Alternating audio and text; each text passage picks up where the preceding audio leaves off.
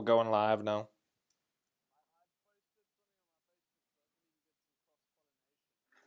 Sweet.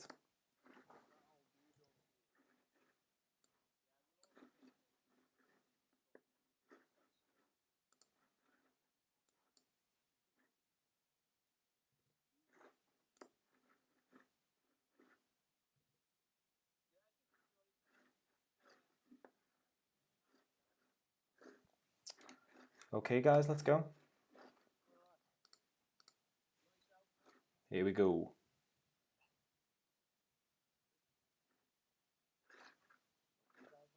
3, 2, 1, go.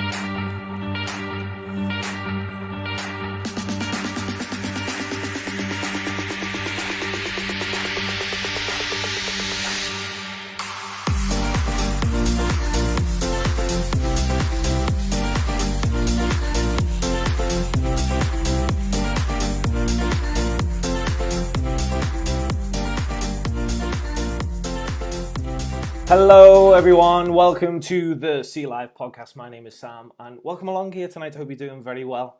As always, I've got my friend, the mighty Chris Vance. How are we doing, Chris? Hello, good evening. Everyone all right? Hopefully you've all had a nice week. Lockdown, week 3 for us. Certainly Sam, is. this week. Week number 3. And there's no excuse now. I've been drilling this home for the last couple of weeks. Make sure you follow us on Facebook, Twitter, and Instagram. So Facebook, it's at Sea Live. Twitter, at Sea Live Enter1. And also on Instagram, at Sea Live UK. But enough about that. What we're here to talk to you about today is a gentleman who recently we came into contact with, Chris and I, through the agency. And he's quite successful. A gentleman named by Mr. Richard Stirton. How are we doing today, Richard? I'm doing well, Sam. Thank you so much for having me. Oh, absolutely. I feel like in my living room, even though you can't be, well, so it's this exciting. Is the thing. This is technology for you. We can literally go to anyone across the world. But Richard, you are a singer and songwriter. You're actually from Cape Town in South Africa. And we're not Skyping you from South Africa, are we? Skyping me? What do you mean? That's over my head. Skyping, I said. We're not Skyping. Oh, you Skyping. From South No, Africa. unfortunately not. I've got a vest on, so I'm pretending, but my skin clearly hasn't seen vitamin D in months. But spring has been good so far. Spring has sprung, and obviously it's Easter weekend, so we'll be enjoying the sun from the other side of the glass, unfortunately. No, that's brilliant. Oh. That's brilliant. And you are like I said, a singer-songwriter, and you came to fame in 2016 when you won South Africa's version of The Voice. Indeed. Yeah. And 2016. A bit of a whirlwind of a experience, I hope. Yeah, it was insane. I mean, I was studying like economics. I was studying business science at UCT, which is the University of Cape Town. And my girlfriend called me up and she was like, "Oh, there's this, The Voice is coming to South Africa." I was like, it's the South African version. I don't know if, I don't know how we'll do, whatever. And I just thought, why not give it a shot? And yeah, it was just a completely surreal experience. Once you're on those sort of platforms and you see the chairs spinning and you there, it's just a very, very strange experience. And then to see yourself on TV, you die inside a little bit sometimes, I must be honest, especially if you do a terrible performance. But yeah, it was an amazing experience. I met some amazing people who've taught me a lot. And yeah, I guess I'm here. Well, I'm not in Liverpool exactly because of it, but yeah, it's really taught me a hell of a lot. What was the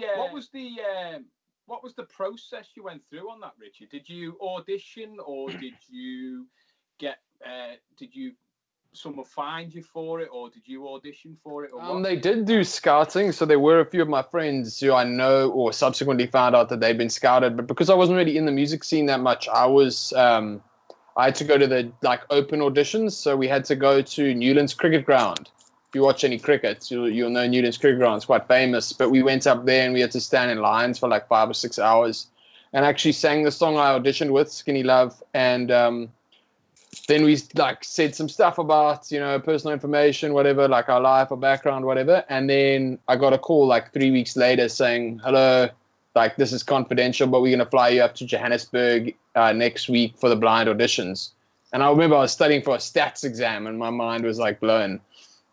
It feels like a different life now, though. It's I can't believe that it was only 4 years ago, because it feels like music has been my life and my focus for so long, but it literally has only been 4 years. So whirlwind is a good adjective.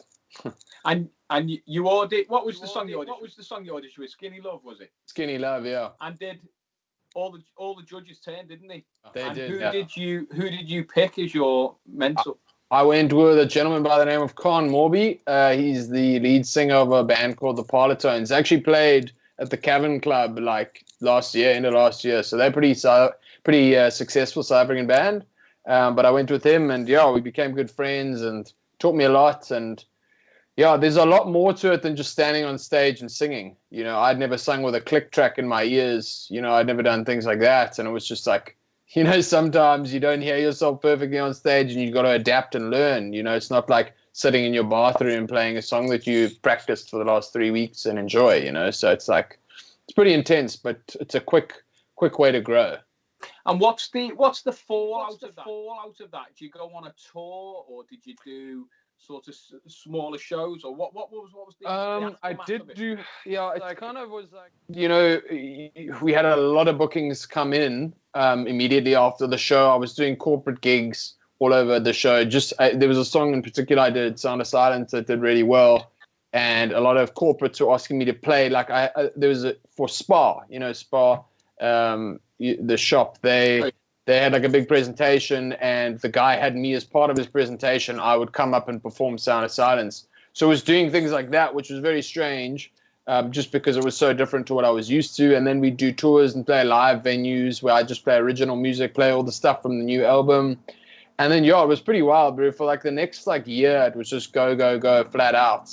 And then I kind of had a bit of time to sort of assimilate and work out what I wanted to do. Because also you want to become an artist, I didn't have the time to really, I didn't know who I was when I entered the show exactly as an artist. There's a lot more than singing a few covers that you enjoy. Because you were only 22 when you when you won the first season of The Voice. And to be honest, I only sang on stage for the first time when I was 17. And then it was that was for a week. And then I went back and played rugby, and then I got injured again. So I joined the gig band.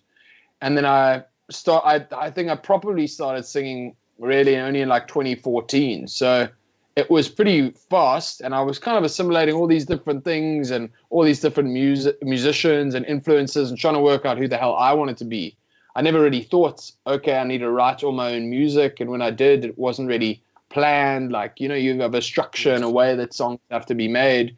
It was just, I learned a hell of a lot. I didn't even know time signatures. I don't know what was going on, bro. So it's been fun though. I mean, I wouldn't have done it any other way. So yeah.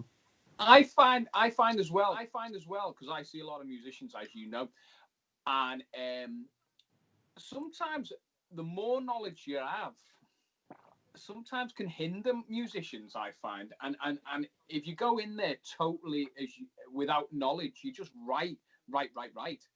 Sometimes I find the people I see as well, if they just wrote a song, sometimes theory can hinder certain musicians. I think sometimes more knowledge is great for certain things. Less knowledge, you just do it, and then that's how you perceive music then, isn't it? Yeah. Also, what genre are you doing? Because obviously jazz cats have wild knowledge, and that's very important, and they need to have, jazz chops and be able to play in a certain way. But as a singer-songwriter, it kind of depends what you're going for. I mean, you get a guy like Charlie Puth who has perfect pitch and is a phenomenal musician, and his theory is through the roof. He's a grade 8 pianist and whatever. But then you have other guys where it's a completely feel thing, and they'll get into a room with their mates and they'll record and they'll just create. So I think I do understand what you're saying though, because you do get those oaks who have so much knowledge. If you play a chord, it sounds right, but they know that it shouldn't be there. Yeah. They can't let go of that, and they can't unhear that. And I think that's the biggest thing, is like trying to, because you're obviously trying to be creative. So when you have so much going on, maybe it can be difficult. I don't know, because I don't know too much to sort of hinder me. So it's just kind of learning the things that I find or I've kind of worked out to be key when it comes to creation. Yeah, so on The Voice, you obviously had to sing something every week, a different song, and it was a competition. Did you have any input to how a certain song was going to be, or did you say, I quite like that, or I don't like that, or were you told specifically what to... So we only had a set list of choose from, and they had to be relatively current. So it was like from the 2000s, so we were blessed with Britney Spears and that sort of thing. So that's not quite down my alley, but you could kind of make. I mean, I think I did a version of 500 Miles, which was the first live show, and I completely reworked it, and thankfully that had fit into the thing. And you do have the input, but you know, a lot of the time on these shows, the slower, more ballady songs I found were the more impactful ones, because you could connect emotionally with the people than some dance number where you could slap a vocal on any dance number, really, unless you're doing crazy vocal gymnastics, which wasn't really my forte. So they did need like a BPM average throughout the shows so that it wasn't too lethargic. So if I did, for example, a slow song the week before, I couldn't then do a fast song the week. I mean, I couldn't do another slow song the week after that. So you kind of had to average it out so everybody got a chance to show different sides to them. So that was obviously a tricky part, and you couldn't just play any song in the world. But I think at the end of the day, yeah, if you have a good voice and you just back yourself, you should be able to kind of do any sort of song, you know, if you get in the right key or whatever and work it out. But yeah, it was pretty stressful because you kind of want to be true to yourself as well. Yeah.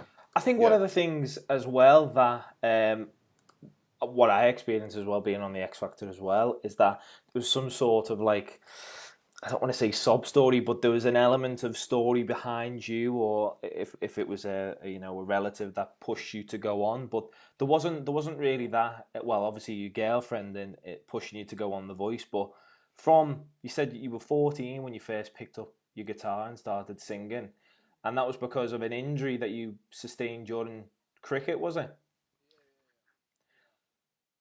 I was playing provincial cricket at the time, obviously back in South Africa, and I'd gone through quite a growth spurt, and I had got a stress fracture in my back, and my vertebrae had like worn down from the pressure of bowling. So I went to the doctor, and he was like, "Go, dude! Like you're not going to be able to play sport for at least like a year."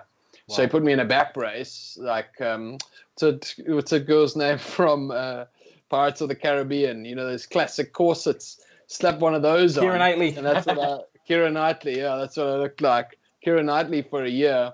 And I kind of lost my mind a bit. I was just kind of like, you know, sports is my purpose, cricket is my purpose, what I do. And then I was watching American Idol, which I always did, because I always enjoyed music, but I never thought of really pursuing it. And I thought, oh, why don't I just try and pick up a guitar now? And then I picked up a guitar and I started playing, and I learned a song called, well, you know, Billie Jean. So a guy on American Idol, David Cook, he redid it. He redid a version of Billie Jean, and it blew my mind because it was a complete twist on it, and everyone loved it, and it was really powerful, and I loved his vocal.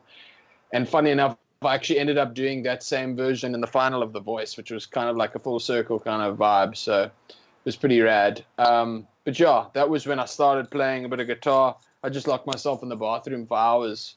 It's like a great way to fall asleep as well. Like just before bed, you go play there, and like the acoustics are great. And then, okay, cool. Like I'm falling asleep, put your guitar down, dive into bed, and you're out. From my experience with the X Factor, they wanted to home in on a story. So obviously people would tune in and obviously fall in love with the different contestants. Or was it a top 12 for The Voice, or was it the top 16? So obviously the audience can be, support their each contestant. So did you use that as your story, or What? I never enjoyed the stories because they're often like it often can be twisted and whatever. You don't know what's going to happen with regards to editing, and you don't want to feel like people are being sympathetic and only voting for you because of a situation. You want them to. I've always wanted to be told, okay, we're selecting you based on merit. You don't want to be picked for a rugby team because you're everyone's best mate. You want to be picked because you're the best flanker in the side. You know what I mean? The same kind of mindset I had. I didn't want to be sharing too much, divulging too much personal stuff.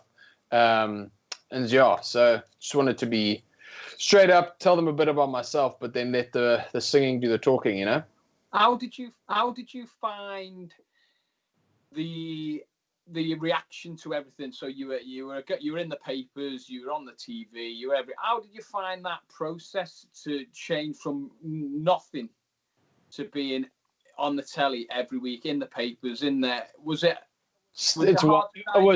was wild. I mean, I didn't expect it, and obviously, like South Africa is a lot smaller.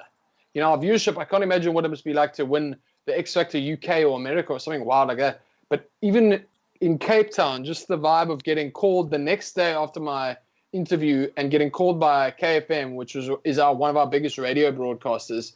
Their producer was like, "Yo, Ryan O'Connor, who's the breakfast show host, once you're on the show." And I literally left varsity the next day to go to a radio show, and then the interviews were rolling in and whatever, and I was like, I can't study this year, this is going to be too hectic. So I just dropped it and went. But it was wild, dude. I mean, I got like 1,000 friend requests on Facebook in like the first day, and it was just I mean, I have like 200 friends on Facebook. Yeah, I know, it was strange, bro. So you started with obviously Skinny Love. That was your track.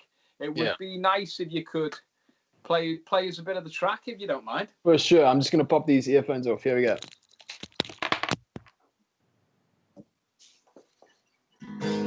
We good?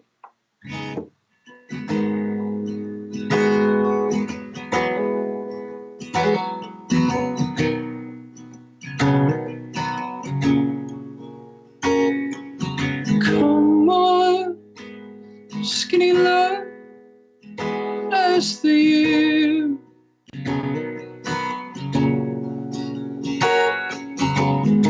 For a little souls you'll never hear.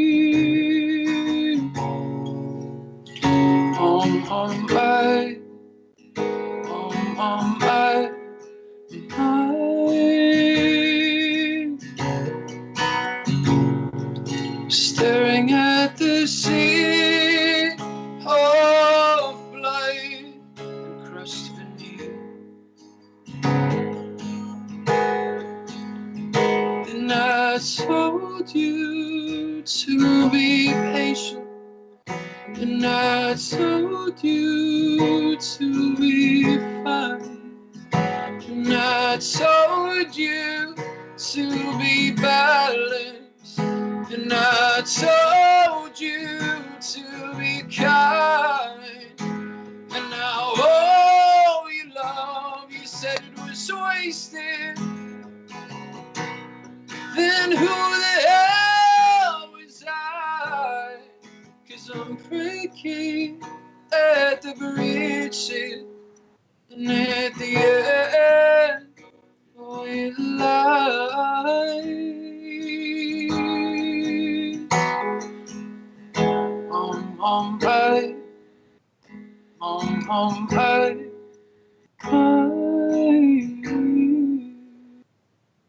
Hey, well done, sir. Well done. Thank you. Add a turn round, don't worry. Yeah, it's turn around. Thank you guys for turning. I appreciate you.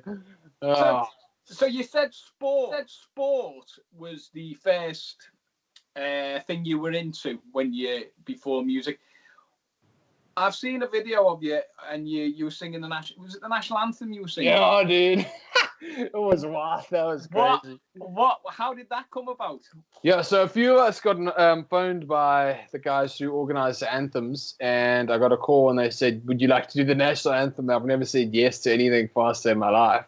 And And yeah, I can't explain to you. It was a game against Ireland, and it was in Port Elizabeth, which is one of the Mozambique Stadium, which is like wild. And yeah, I mean, we went there, and it's just a huge. I think there's 50,000 people, and it was packed. And it's not Mozambique. I forgot the name of this the stadium, but it was packed. And I mean, I had in-ears on, which was the worst. I've never taken in-ears out so quickly because obviously that we have got to be singing in time and whatever. There's a lot of slap in the stadium, but to be standing in front of like your heroes from a rugby point of view, have them singing behind you, have an audience like I'm getting goosebumps now, bro. It was insane, and I took my in-ear out on the because it finishes in South Africa land. And on the land, I took my ear and just wanted to take it in. Absolutely. It was it was just so surreal. And it just shows the power of like, there's nothing like a huge crowd singing together. You know, I was lucky enough, I went on an exchange to Wales when I was 12 years old with my school. And we went to a school called St. John's on the Hill, and we went to watch Wales versus Italy at the Millennium Stadium. Oh, and there the Welsh people start singing, and it's just like goosebumps, like it's insane.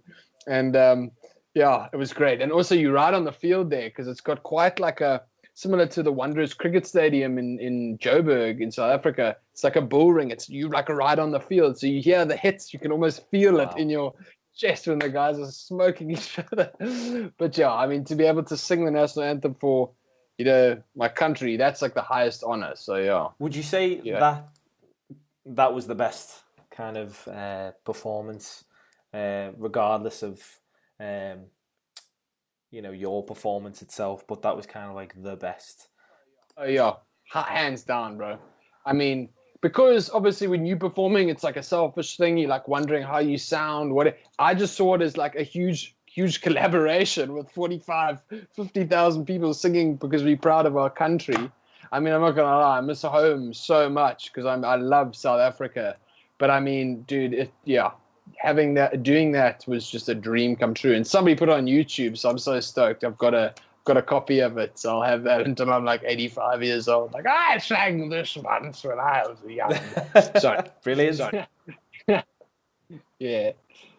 So after the Voice, you won the Voice, all that. What happened with like releasing material? Did you release a single? Did you go into the charts? What happened with that? So actually in the semi-finals of the Voice, we were able to release songs onto iTunes, and the song that we were performing that weekend in the semi-finals went up onto iTunes after the semi-final live show aired.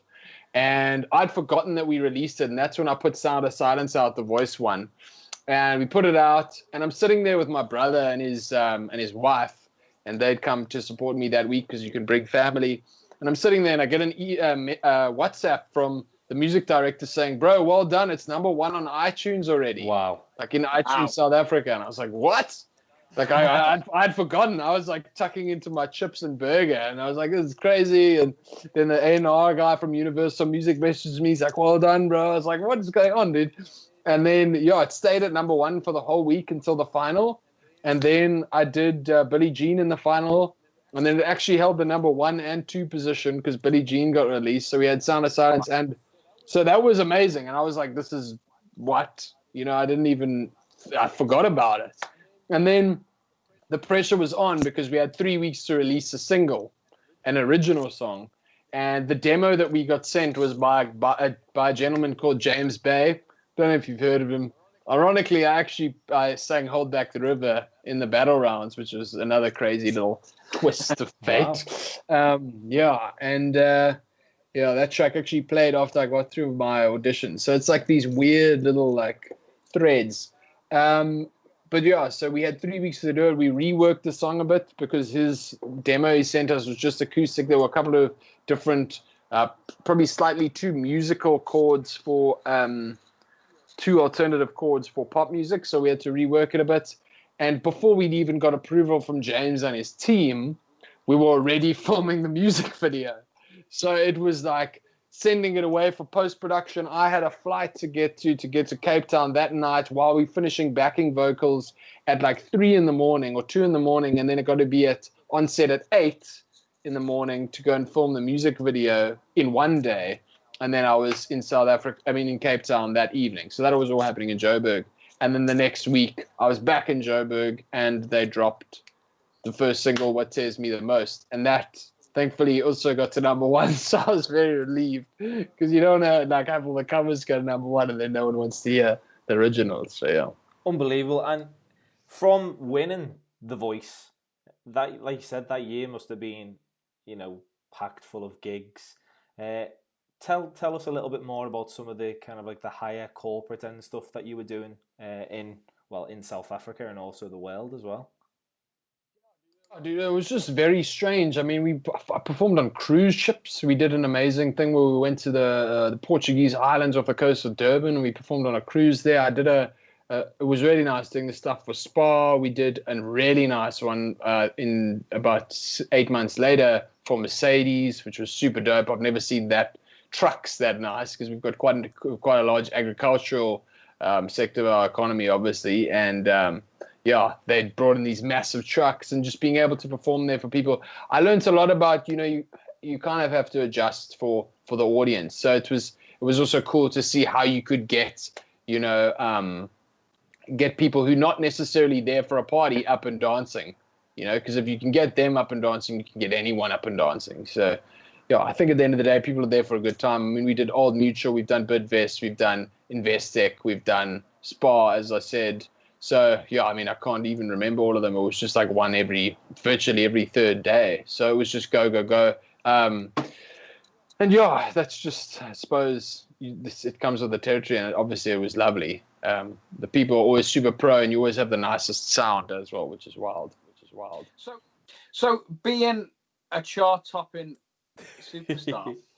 I mean, yeah. And number 2, and then 3 weeks later, you're #1 again. Yes. So it must have been a crazy, crazy ride for that while it was on. But was there a point when you were doing that you just wanted to just go back and play originals? Play original tracks, write your songs? And I mean, exactly it. I mean, to be honest, as I said, obviously it's sick having James Bay send me a demo and then using that song and saying it's mine. But at the end of the day, even if I'm just playing to Chris and Sam here, it's like, I want you guys to know that these lyrics and this message is from me. And that was something I was struggling with, because I'd have the nicest people come up to me after these shows and be like, oh my God, like, this really touched me and stuff. What inspired you to write this song? And I'd only really written 2 or 3 of the songs on the album. And then I'd have to, if it wasn't a song that I'd written, if it was just a demo, I'd have to orchestrate a thing and be like, this is what it's about. And it was just my interpretation of the song. And I kind of felt I wanted to make music and sing music and have a message that is from me, at the end of the day. So that was the thing. And then I kind of took a step back at the end of 2018 and did start writing some new stuff. So, yeah. And go on, Sam, you. Well, I'm going to me. I was going to say, why don't you play one of your originals? I was going to play. I think it's quite relevant to the chaos that's going on in the world now. It's just like, guys, wherever you are in the world, you're not alone. We're all in this together, which I think is not in the High School Musical sense. It's just like, you're not alone. Everyone's inside. Just do the right thing. Stay safe. Stay inside. And just chill. Reflect. Spend time with your loved ones, the people in your house. We're so distracted by all this stuff every day. Just sometimes it's hell of important just to reflect and slow down. So I'm gonna play a couple of verses and a chorus from a song called Breathe. Let's go. Available on Spotify and Apple Music International.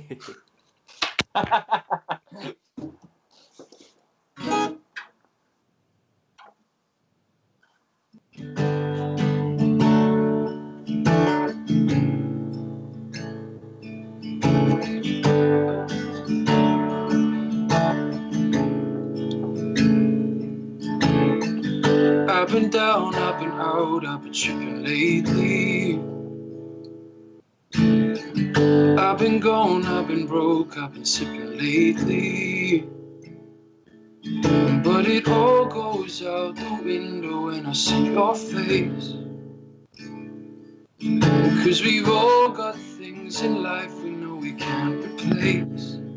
'Cause if your body needs to breathe, breathe in. And you slow down, so breathe out. And you know how, so breathe in. And you slow down, so breathe out. Breathe in, breathe out. I've been bad, I've been lost, I've been going crazy. Still my mind spins inside, got me feeling hazy. When I close my eyes at night, I still see your face. 'Cause we've all got things in life we know we can't replace. 'Cause if your body needs to breathe, breathe in. And you slow down, so breathe out. And you know how, so breathe in. And you slow down, so breathe in, breathe in, breathe out. Thank you. Hey! Hey! Yes. Well done, done. Richard. Fantastic. Excellent. Now, you find yourself in Liverpool. Why? What? How does the winner of The Voice end up in South Africa? Sometimes South African. Sometimes I walk down Church Street and I'm like, how did I get here? It's just so different to what I'm used to. But it's been honestly a year of like complete growth. I mean, it's stepping you away from everyone, all your comfort zones, all the safety of, family and your friends and whatever. My girlfriend got a job here with Unilever. And she said to me at the beginning of last year, do you want to go to Liverpool? And I was like, well, I know Liverpool has a wild music scene. I know, the UK has got an amazing music scene. I know they have sunlight for 22 days a year. So give and take. But I mean, I knew that there would be sort of, a bit of sacrifice moving to somewhere so different to what I'm used to and the things that I necessarily love, obviously, because I love, the beaches and being outside and being able to do stuff like that because I am a very active person. But I think coming to a place like this, it's been an amazing experience, just experiencing new cultures and seeing what it's like on the scene. I mean, I've been busking. That's where you guys found me, like a little stray dog there in the corner of Williamson Square, playing Skinny Love. But it's really taught me a lot. I mean, I've sung more this year, in the last year, than I have in my whole life. Just having to play all the time and practice and write and create and continue and just keep at it. It's been a hell of a grind, and it's been a humbling experience because obviously you go from The Voice to like starting. I've literally started from the bottom on the streets, but it's been really humbling, and I wouldn't change it. It's been tough. Obviously, when you're playing there and you can't feel your fingers because it's like -2 degrees wind chill and half your face is asleep while you're trying to sing, but it's kind of, I think it gives you a lot of content to write about, because if it's plain sailing and easy days all the time, you don't really learn and you don't really grow and you don't really reflect. So, yeah, I mean, Liverpool will always hold a very, very special place in my heart. And the Czechien. You've had to adapt, haven't you, in the Liverpool scene, because it's a total culture difference, isn't it? And we know Sam and I, through Sea Live, we've sent you into some venues to play, and you've had to learn quick to adapt to different people in a room, especially when you're singing in Grand Central or something, which is so different to singing in a restaurant, because every audience is different every night in Liverpool, and that's the good thing about Liverpool. There's a place for each music sort of genre. There's a place you can go and listen to every genre of music, I think. And also Liverpool is quite a welcoming city, and I know a lot of people who now just walk past you just to see you play every week. You've got a bit of a busking fan base as well now. Which dude, it's so dope.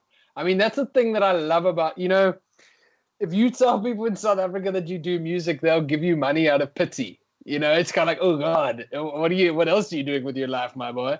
But like, there's something about the culture here, and I think it's a European thing as well, because I see a lot of the tourists and stuff, they appreciate it, and they'll sit there. And I mean, I bought like 50, 60 CDs here with me at the beginning of the year, and I was like, oh, I'll see if I can sell any. I sold all of them in like a month and a half, and it was just mind-blowing. They don't know me, and the fact that they appreciate music and they'll take time out of their day while they're walking from M&S to go and get some shoes at Primark, they'll come and they'll stop and they'll give me money, they'll chat to me, and it's just it's an amazing spirit that there is with the people here. I mean, Scousers are the friendliest people you'll meet. It's so, and then the tourists and everyone. I mean, I got a message from a guy, and I love the way you guys speak. You're like, oh, it's boss, mate. Yeah, you say it's boss. But so I can't do the flipping Liverpool accent. I need to learn it. But he was like, oh, bro, just wanted to let you know I've been listening to your CD every day, and it's flipping boss, mate. Hope you have another one coming soon. We'll see you on the street when you're out there again. And it's just like, yeah, it's just such a rad culture, and I've really enjoyed it, to be honest. So yeah. Have you found that your songwriting has changed since you've been here? As the experience of being in Liverpool kind of changed how you were writing songs when you were back in South Africa? I was, after The Voice, it was kind of like, obviously the music scene's very different then. We kind of look at the world. Our music stations, radio stations look at the world with regards to English music and pop music at the world as the benchmark. And we don't have a huge English scene because we've got such a diverse community. I mean, this is a country, we have 11 national languages, so it's like crazy. So you're dealing with a lot of different sort of aspects of it. But English scene particularly, it's like there's a template that you kind of have to go for. So I kind of was, like head down trying to work out, how guys write pop tunes, what they have, like, and then I in my second EP, I had a couple of songs that were literally written and catered for sonically to fit the bill for radio. We got super produced drums and super tight vocals that are like super compressed in your face that aren't necessarily the kind of vibe that I would personally like to listen to at the end of the day. And it did get on radio. Some of those songs did really well. But when I came here, it was like no one knows who I am. No one gives a shit if I sing this or if I sing that. No one really minds. So it's a case of being like, okay, what is true to me? Let me work it out and, proceed like that. So it did give me a hell of a lot of freedom. Brilliant. Yeah. And coming back, we like you said, we found you busking in Williamson Square, and we kind of, I remember turning to Chris and I said, Chris, this dude is unbelievable. Why is he here? Like, there's got to be a story behind him. There's no way that he can just be out here. And then obviously we learn that you're from South Africa. You've come over here with your girlfriend, and then we do a little bit of research into you've won The Voice in South Africa. It was like, why isn't no one picked this kid up? Like, it didn't make sense. Well, SCE did. So well, there we go. That's where it goes, bro. And like Chris said, we've taken you on board. We're putting you in venues now that, we were. This coronavirus has put a little stop in the way of putting you in the restaurants and the clubs and the bars. Yeah, go for it. I really enjoyed this. I haven't thought about the coronavirus during this entire interview. I just thought about that now. So thank you so much. This has been a breath of fresh air. You guys are legends. Sorry, as you were. This is why we do it. We want to speak to people, and we want to give this a platform. This is a platform for people to speak about themselves, about upcoming projects that they've got coming up. And again, just a break from the news. This feels like every single day there's something bad that's happening with deaths of people, and which is very unfortunate, and it's horrible to think that 2 months ago we would never think that we'd be in a situation like this. But the sad reality is that we are, and obviously we send our condolences to every single person that's being affected with the coronavirus and all the NHS staff, nurses, key workers. They're doing an incredible job for the country and around the world as well. But going back to yourself, Richard, it was crazy to think that, you know, a person of your ability, musicality wise, and voice wise as well, that you were in Liverpool just busking. And I know several of my friends who go out busking and earn a pretty nice wedge of money just doing that. But what was the moment for you where you thought, I need to make that next step? You know, I didn't really take it seriously for the first couple of months. I'd saved up a bit of cash, and I was it wasn't really financially stressed at all. And then there was a day where my mate was down, a friend of mine who's moved to Bulgaria from South Africa, and he came down here, and I was like, I didn't even have cash because I didn't want to then touch any of my South African savings. That's all away. So I had no cash, and I was like, oh God, I can't even buy my mate, breakfast. So like, I need to make a plan. And then I started busking, and I saw that if you took it seriously, you got some good songs together, because I didn't know a lot of covers. I didn't play a lot of covers because I played originals back home with a band or whatever. So I learned covers and I played, and I found that it could be quite lucrative. But then obviously, it gets quite tiring. And then to have two guys like you come and say, we could put you in these beautiful venues where people appreciate it, and you'll be warm, and you'll have, those kind of things. Like you'll be able to feel your fingers for the entire show. It was a very exciting prospect again. No, but in all seriousness, it was just, after a couple of months of doing it, obviously I do want to push and push and push. I don't want to busk on the streets forever, as dope as it is. So as soon as you guys came, I was always looking for more. So yeah. I remember the first time we saw you. Actually, I'll shadow what Sam said, and we were walking through town. We just been to a meeting, and we heard you up the street, and we kind of went, he's got a good voice. And we went over, and then we gave you a card, and we had a chat later on. But I remember sitting with Sam, and we were having a coffee after, and we had your name obviously by then, and we were like, this guy's won the Voice, and he's on the streets singing. What is going on? It's just, but then we've got to know you more, and we work with you quite a lot now, and it's nice to see someone like you. And I will be honest, most of the venues that we put you in, most of them say genuine, top, nice lad, and that's the most important. And I think that's what people want.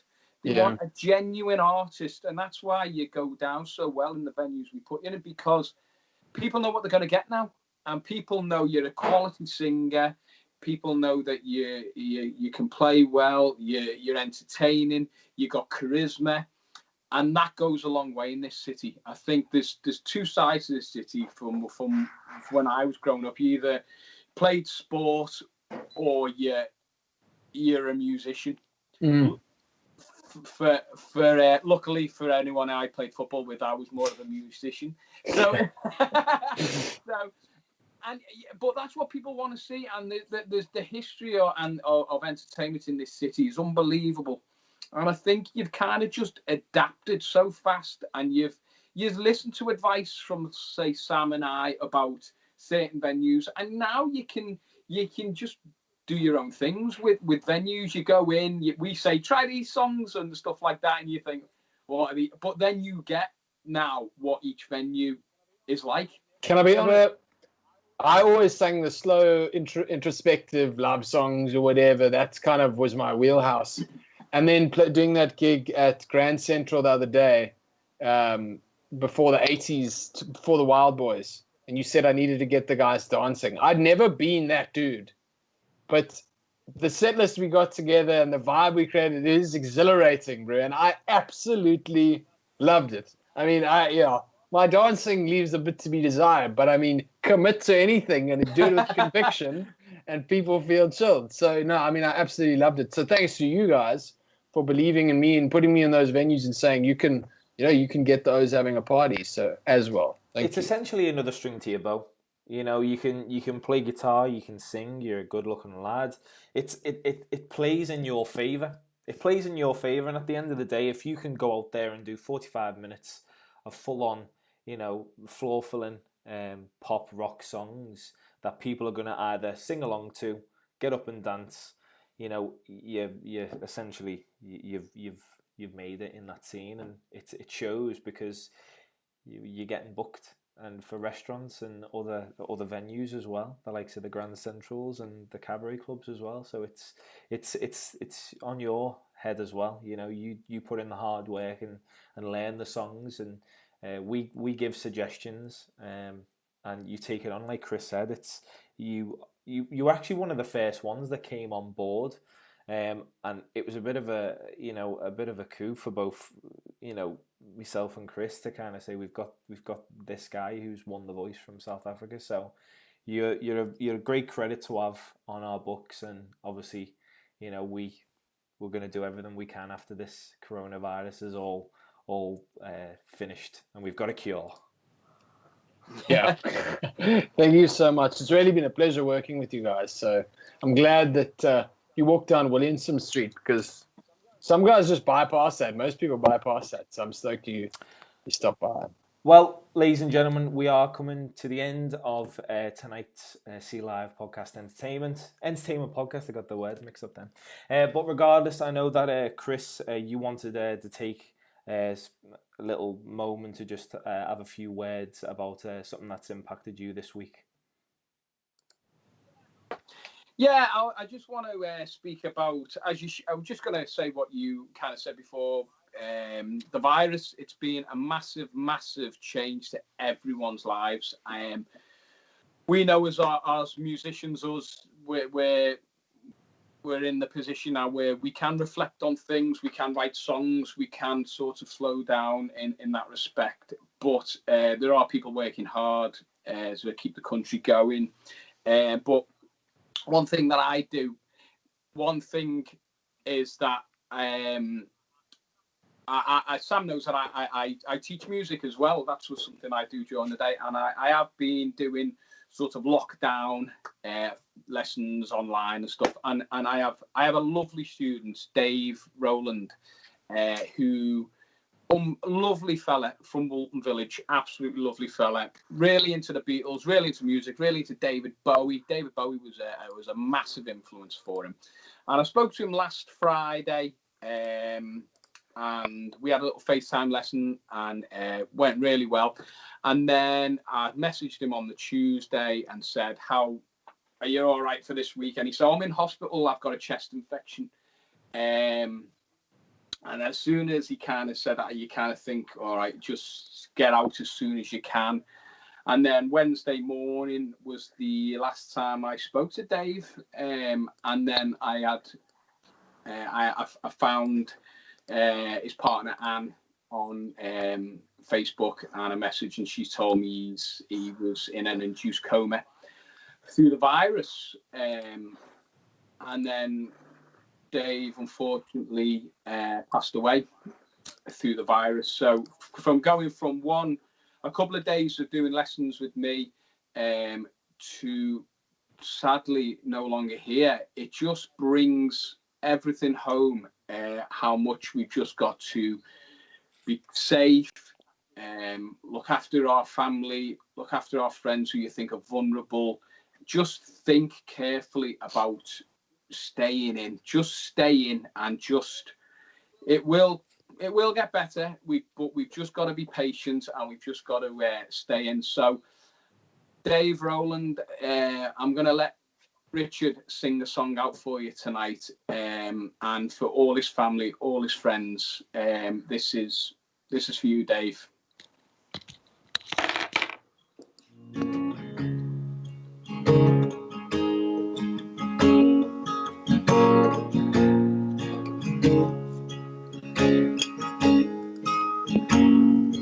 This is to end in fire.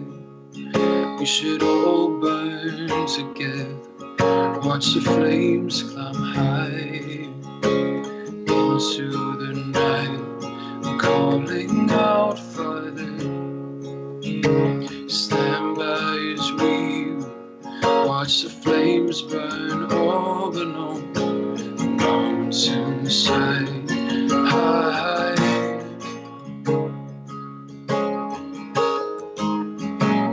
And if we should die tonight, we should all die together. Raise a glass of wine for the last time, calling out, Father. Stand by as we will watch the flames burn up and on the mountainside. Desolation comes upon the sky. High. Now I see fire